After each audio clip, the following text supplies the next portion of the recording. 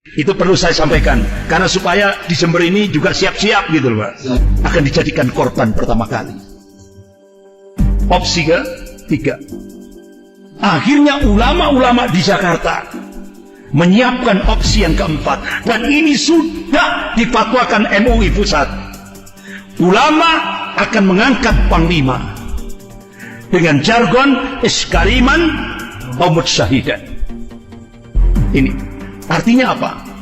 Ulama-ulama di Indonesia memilih opsi keempat untuk menyelamatkan negara kesatuan Republik Indonesia ini. Jihad fisabilillah. Allahu Akbar. Itu sih. Makanya tunggu komando ulama. Kalau bahasa softnya, bahasa halusnya, revolusi akhlak. Itu bahasa halusnya. Kalau bahasa umumnya, people power.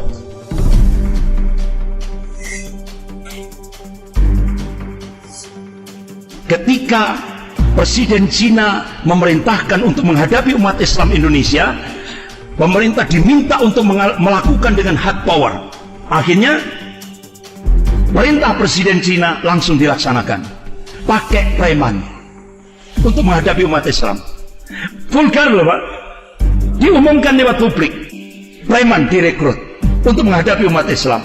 Akhirnya apa?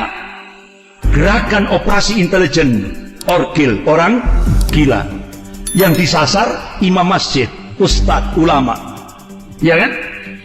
Sudah bergerak tes case awal Syekh Ali Jabir.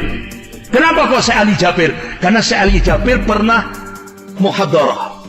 Saya bercita-cita supaya di Indonesia ini muncul 1 juta penghafal Quran. Insya Allah ke depan presidennya hafal Quran. Itu logikanya seperti itu.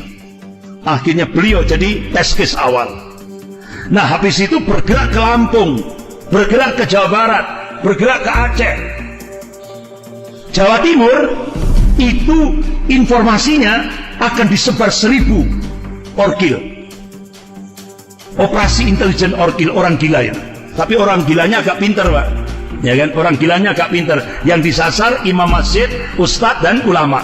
Akhirnya apa? Ulama-ulama Madura mengeluarkan fatwa, kalau operasi intelijen orgil ini digerakkan di Jawa Timur, kami akan meminta pada umat Islam seluruh Jawa Timur tegakkan kisos. Berhenti enggak operasi intelijen orgil di Jawa Timur? Bergerak enggak? Langsung berhenti. Itulah fatwa ulama.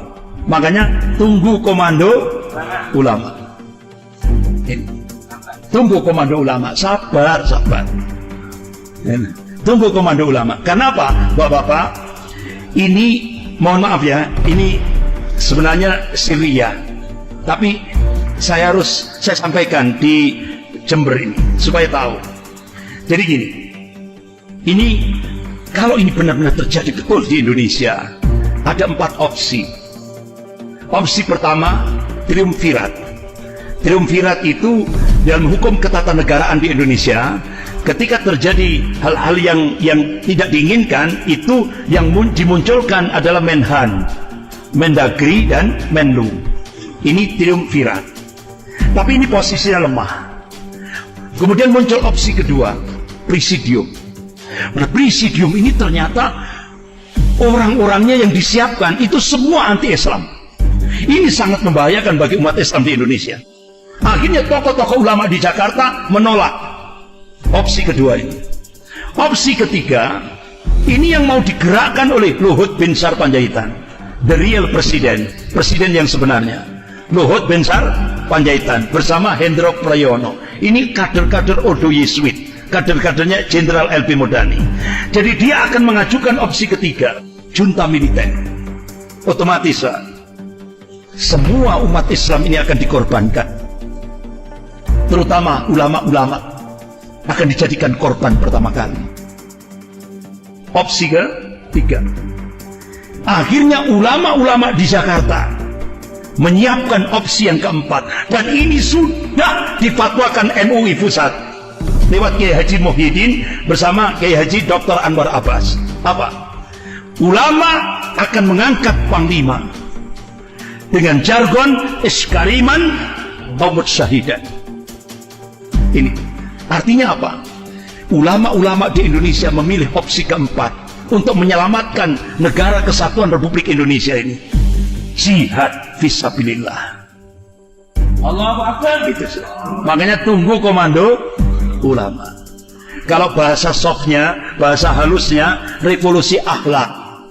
Itu bahasa halusnya. Kalau bahasa umumnya, people power. Gitu. Ya, saya kira itu perlu saya sampaikan. Karena supaya di Jember ini juga siap-siap gitu loh Pak. Tunggu komando ulama.